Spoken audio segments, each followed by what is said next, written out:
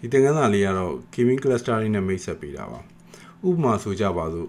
ကျွန်တော်တို့ရဲ့မျိုးထဲမှာ pizza စားချင်တဲ့ client တွေရှိတယ်ကျွန်တော်တို့ကသူတို့အတွက်ဆိုင်3ဆိုင်တွားဖွင့်ပေးချင်တာပေါ့အုပ်စု3စုရှိတာပေါ့ဒီမှာဆိုဆိုင်ဘယ်နေရာဖွင့်ရမလဲဆိုတော့လူအုံနောက်က intuition နီးလန်းအရာဘယ်နေရာမှာဖွင့်ရမလဲဆိုတော့သိတာပေါ့နော်ဒီအုပ်စုတွေရဲ့အလယ်မှာဖွင့်မှာပေါ့နီးနား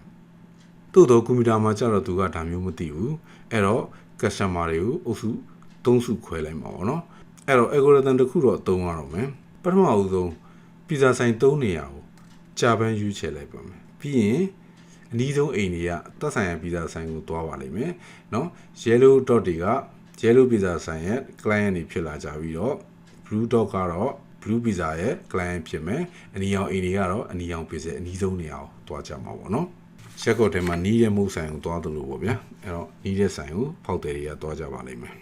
ဒါပေမဲ့ဒီ yellow house နဲ့ဒီ yellow pizza ဆိုင်ကဝေးနေသေးတယ်ဆိုတော့ဆိုင်ကို client တွေရဲ့အလဲကိုရွှေ့လိုက်မယ် blue pizza ကိုလည်းအလဲကိုရွှေ့မယ် red pizza ကိုလည်းအလဲကိုရွှေ့မယ်ဒါဆိုရင်ဘာတွေဖြစ်လာနိုင်တယ်လဲဆိုတော့ငကူမူလအပြာဖောက်တယ်တွေက yellow pizza နဲ့ပူနီးသွားပြီမို့လို့အဝါဖောက်တယ်တွေဖြစ်လာပါလိမ့်မယ်အဲ့လိုပဲဒီအနီဖောက်တယ်တွေကလည်းမူလပီဇာဆိုင်အနီထက်ဆိုင်ဒီအပြာနဲ့ပူနီးသွားပြီမို့လို့အပြာဆိုင်ရဲ့ဖောက်တယ်တွေဖြစ်လာပါလိမ့်မယ်ဟုတ်ပြီအဲ့တော့နောက်တစ်ခါ